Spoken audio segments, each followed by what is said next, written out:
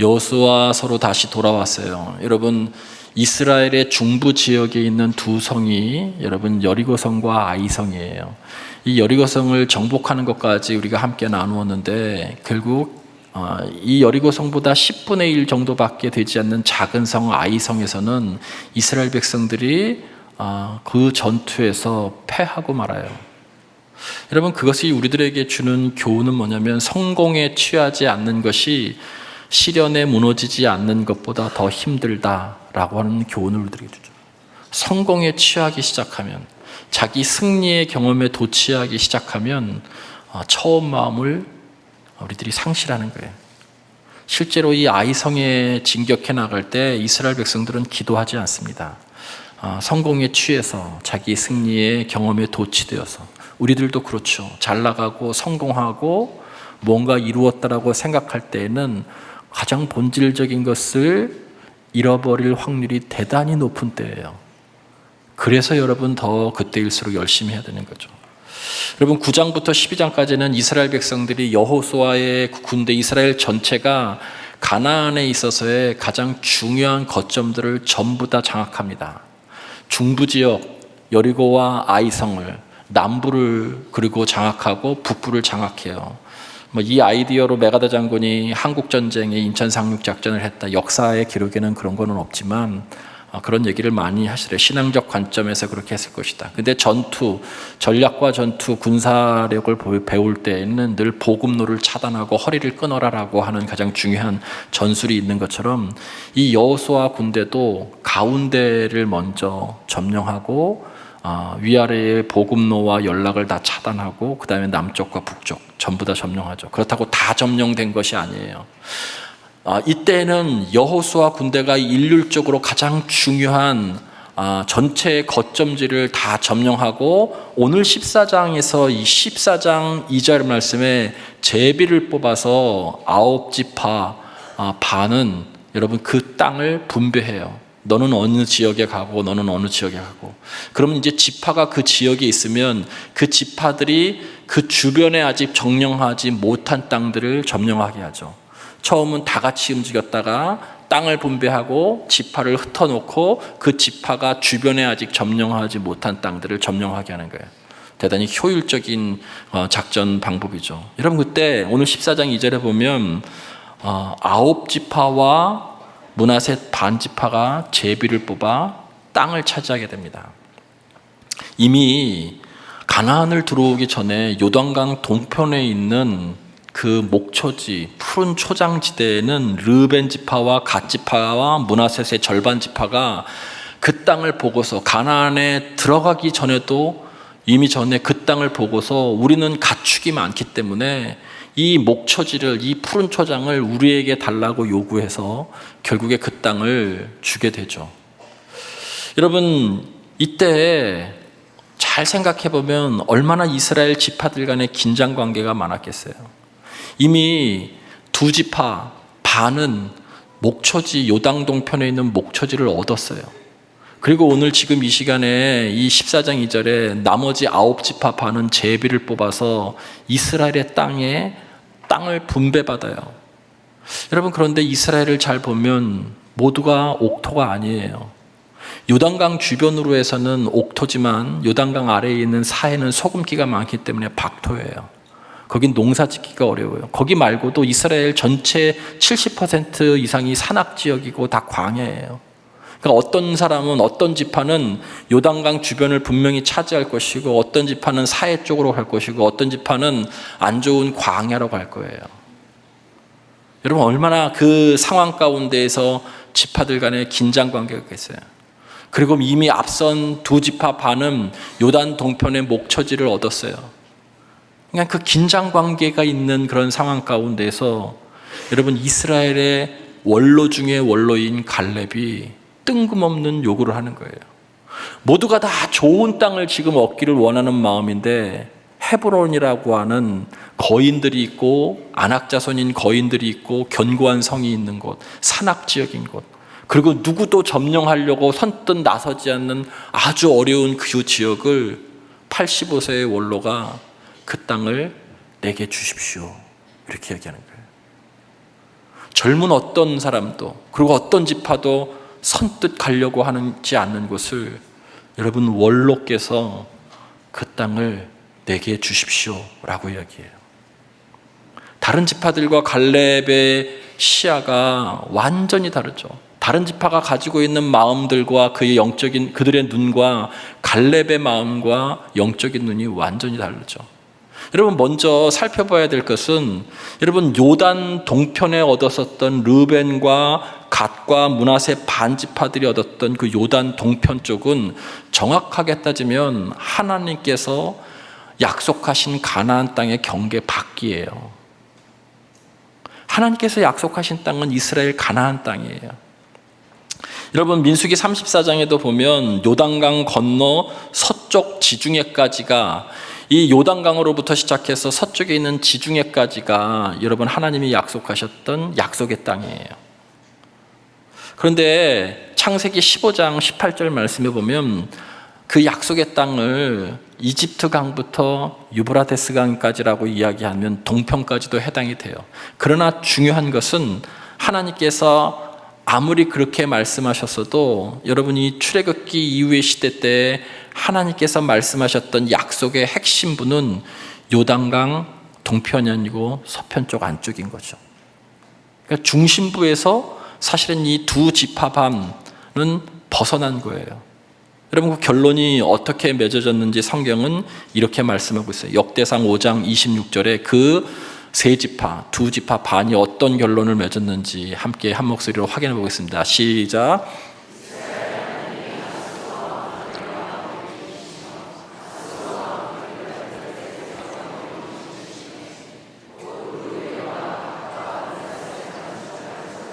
여러분이 르벤과 갓과 므낫셋의 절반 지파, 반지파이라는 거 절반 지파인 거예요. 이 절반 지파가 이미 가나안에 진입하기 전에 그 눈에 보기에 풍요롭다라고 해서 약속의 땅에서 벗어난 그 지역을 요구해서 받았어요. 그런데 결론은 어떻게 돼요? 북이스라엘이 아수르에게 멸망당할 때, 고통당할 때 가장 먼저 사로잡혀간 그러한 지파들이 바로 르벤과 갓과 므낫셋 절반 지파예요. 여러분 요단강이 방어막을 일단 구축하고 있어요. 그리고 요단강의 동쪽과 서쪽 사이에 강 때문에 원활한 소통이 이루어지지 않아요. 외적의 침입에 가장 노출되는 곳이 어떤 곳이냐면 이방의 문화에 가장 노출되는 것이 뭐냐면 요단 동편인 거예요. 그래서 가장 먼저 르벤과 갓과 므낫셋 절반 지파가 여러분 아수르에게 점령당하고 사로잡혀간 거예요. 뭐부터 시작했죠? 눈에 보기에 풍요롭고 좋은 것을 선택한 마지막 최종 결론은 이렇게 됐다는 거예요. 그래서 여러분 눈에 좋다고 다 좋은 것이 아니죠. 아브라함과 롯도 여러분 롯이 선택한 것이 뭐예요? 눈에 보기에 좋아서 에덴 동산 같고 애국과 같은 보기에 그렇게 좋은 것이 결국 불과 유황으로 멸망당하는 소돔과 고모라였던 것처럼 우리가 무엇인가 선택할 때 무엇인가 결정할 때 도대체 우리는 무엇을 보는 거예요? 한쪽은 결국 풍요, 눈에 보기에 정말 현란하고 좋아 보이는 것을 선택한 결말은 결국 사로잡혀가는 그러한 쇠퇴의 길을 갈 수밖에 없었어요. 약속에서 벗어난, 말씀에서 벗어난, 믿음의 눈으로 보지 못한 참혹한 결과를 이 세 지파가 명확하게 보여주고 있는 것이죠. 여러분 근데 갈렙은 2인자임에도 불구하고 아무도 가지 않으려고 하는 헤브론 그 험지 안악자손 거인들이 있는 그 성을 요구했어요. 왜 그랬을까요? 그것은 오늘 성경 말씀에 나와 있는 것처럼 하나님의 약속에 근거했기 때문에 그래요.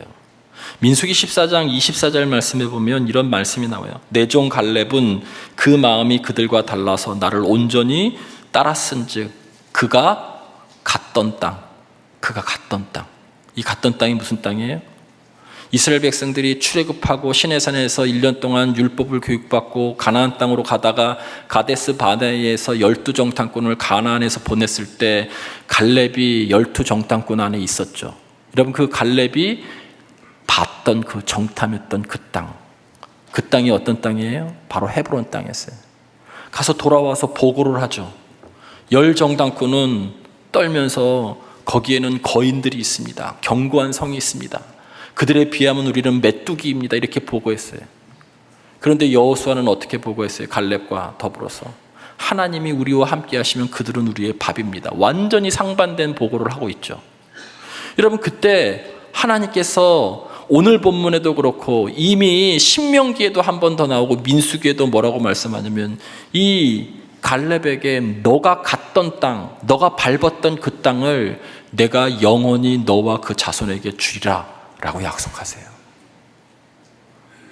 여러분, 그 약속을 믿고서 45년이 지난 지금의 갈렙은 하나님이 내게 말씀하신 그 땅을 내게 주십시오. 하나님이 말씀하신 그 땅을 내게 주십시오. 45년 뒤에 그 땅을 요구하고 있는 거예요. 나머지 지파들은 전부 다 세속의 눈으로, 특별히 이 요단강 동편 쪽에 있었던, 거기를 차지했었던 사람들은 눈에 보기에 목초지고 너무나 좋은 곳, 그것을 선택한 결말이 그렇게 참혹했는데, 여러분, 갈렙의 선택은 눈에 보이는 것이 아니고요, 하나님께서 예전에 내게 말씀하셨던 그 말씀이 기준이었다는 거예요. 그 땅을 내게 주십시오. 그것이 어디예요? 헤브론이에요. 헤브론. 여러분, 헤브론 하면 생각나는 게 뭐가 있나요? 누가 있죠 거기에? 이스라엘의 시조인 아브라함의 무덤이 거기 있잖아요. 아브라함이 가나안에 들어와서 모진 고초를 겪다가 결국엔 아내 사라가 죽었었을 때, 여러분, 돈 주고 샀었던 막벨라 굴의 그 매장지. 여러분, 이것은 이스라엘의 시조가 거기에 묻혀 있다는 것은 이스라엘의 정체성이 있는 것이고, 그들이 거기에 안식하는 이스라엘의 안식처와 같은 것이죠.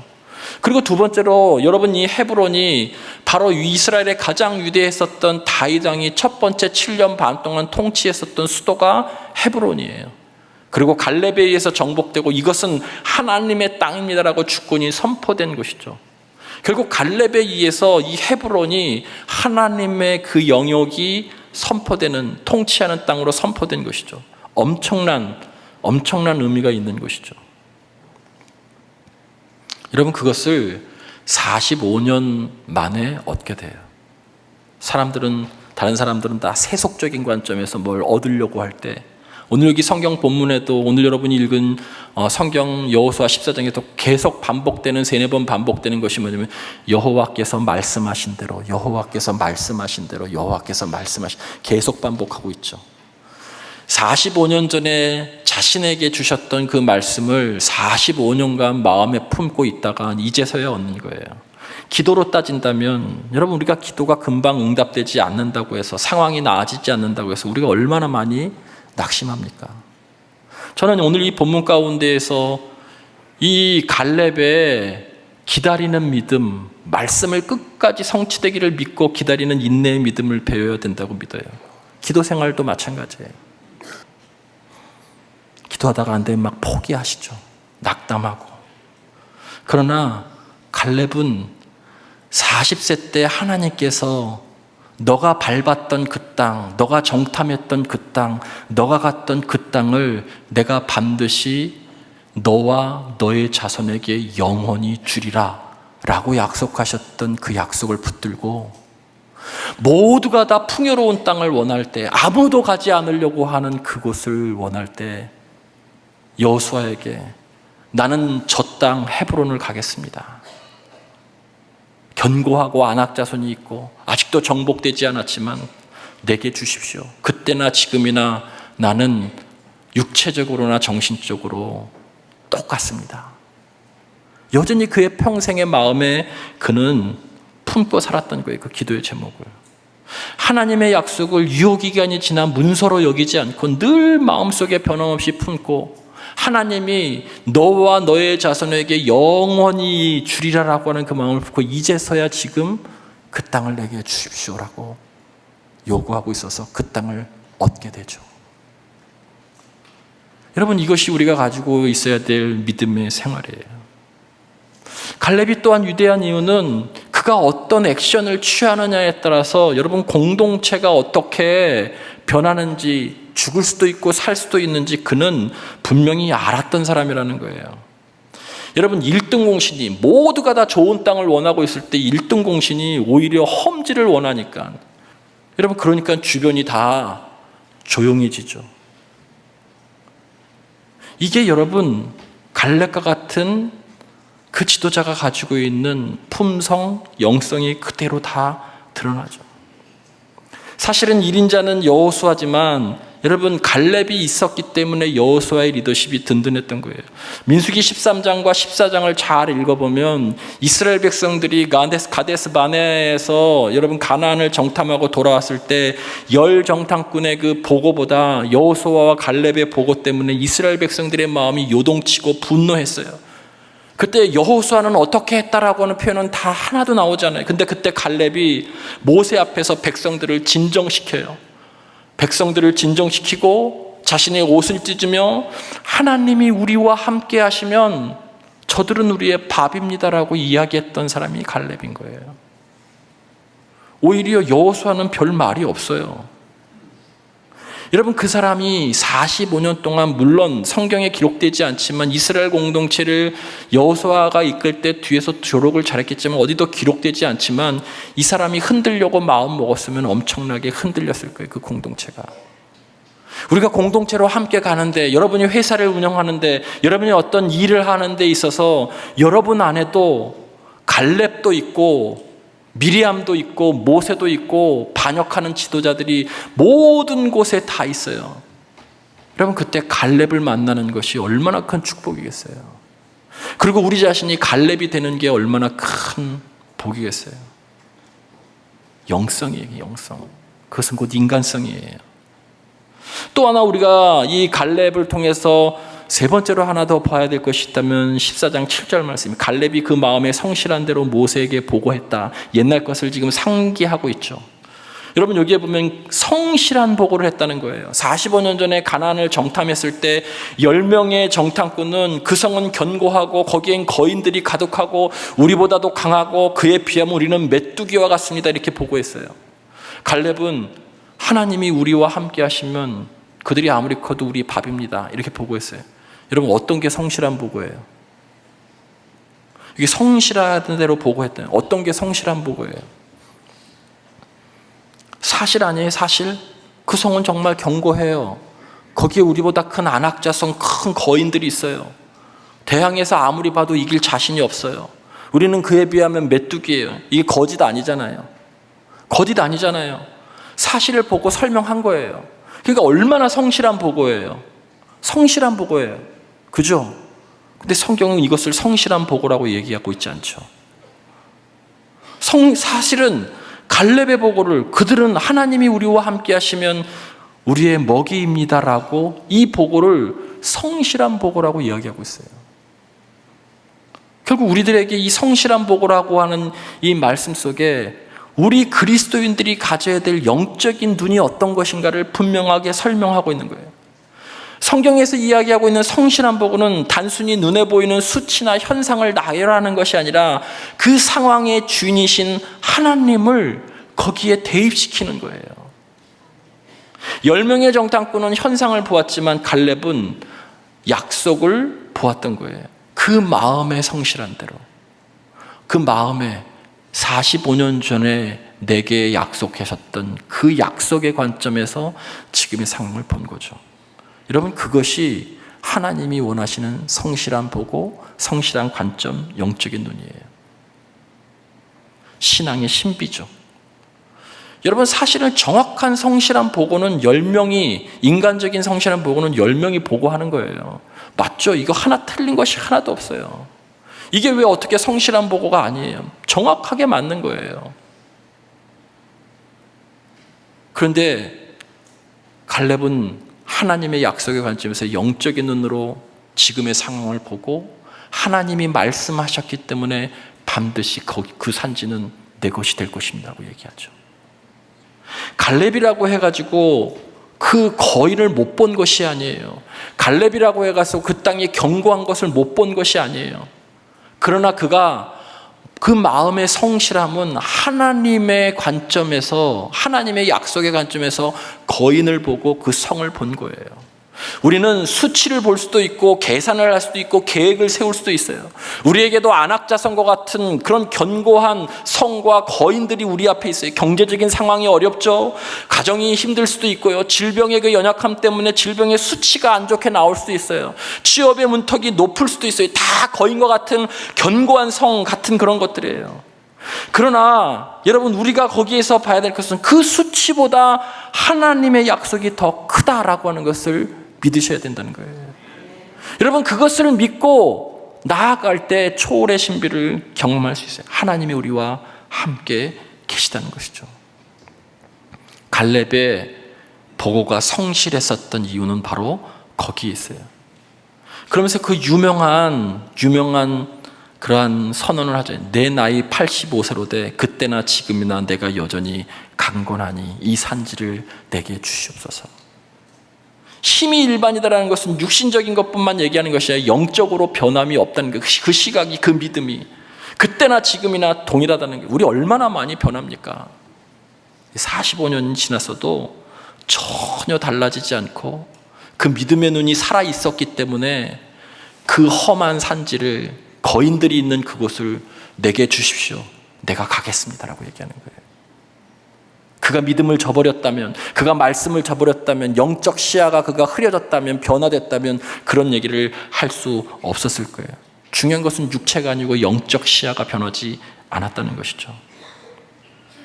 여러분에게도 그 한결같은 믿음이 있기를 주님의 이름으로 간절히 축원을 드립니다. 마지막으로 중요한 문장 하나와 여러분에게 주시는 도전의 말씀을 드리고 함께 기도하겠습니다. 네덜란드의 신학자 존 아브라함 카이퍼는 이러한 유명한 문장을 썼어요. 자, 우리 함께 좀 읽어보겠습니다. 시작.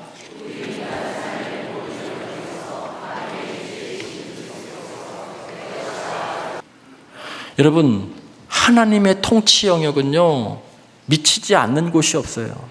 그리스도인을 통해서 거기서 선포해야 되는 거예요. 내가 죄와 싸우고 있는 내 내면도 하나님의 통치의 영역이에요. 우리의 가정도 하나님의 통치의 영역이에요. 우리의 자녀도 마찬가지예요. 아무리 교회를 나누고 있어도 그곳에 하나님의 말씀이 작동하지 않으면 거기도 하나님의 통치가 되도록 내가 힘써야 되는 곳이에요. 내가 밥벌이를 하고 있는 직장, 내 신앙과 전혀 별 문제가 없는, 관계가 없는 것처럼 보이지만 아니요, 오늘 여기 분명히 아브라함 카이퍼가 얘기하는 것처럼 하나님의 그 주권이 선포돼야 될 것은 모든 영역이라는 거예요. 여러분이 밥벌이 하면서 다니는 회사도 여러분을 그곳에 보내실 때에는 하나님께서 그곳에 그리스도의 주권을 선포하라고 보내신 것이 첫 번째예요. 믿습니까? 이게 안 되기 때문에 나라가 어지러운 거예요. 그곳에 하나님의 주권이 선포되는 것을 우리로 통해서 해야 되는데 그게 안 되기 때문에, 따로 놀기 때문에 여러분, 세상이 어지러운 거예요. 우리의 신앙의 관점 속에서 명확하게 그렇습니다. 갈렙이 요구한 헤브론은 당시 안악자손이 장악하고 있는 험한 곳이었지만 인본주의의 시각에서 보면 그것은 거인들의 땅, 안악자손의 땅이었어요. 그러나 갈렙의 신앙적인 관점에서 보면 잠시 찬탈당한 하나님의 영역이에요. 이 산지를 내게 주소서라고 얘기할 땐 내가 거기 가서 이 땅도 하나님의 주권이 통치하는 땅으로 내가 만들겠습니다라고 하는 것과 같은 고백인 거예요. 여러분에게 그 산지는 어디입니까? 여러분 가정에 하나님의 말씀이 여러분의 가정을, 자녀를 통치하고 있나요? 여러분의 기업이, 여러분의 직장이, 이 나라 이 민족이, 그리고 내면에 내가 죄와 싸우고 끊임없이 갈등하는 나의 내면이, 모든 것이 그리스도의 주권이 선포돼야 될 땅인 거예요. 그곳에 여러분을 보내신 거예요. 그곳에서 그리스도의 주권을 선포하실 수 있는 우리 모두가 되기를 주님의 이름으로 간절히 축원을 드립니다.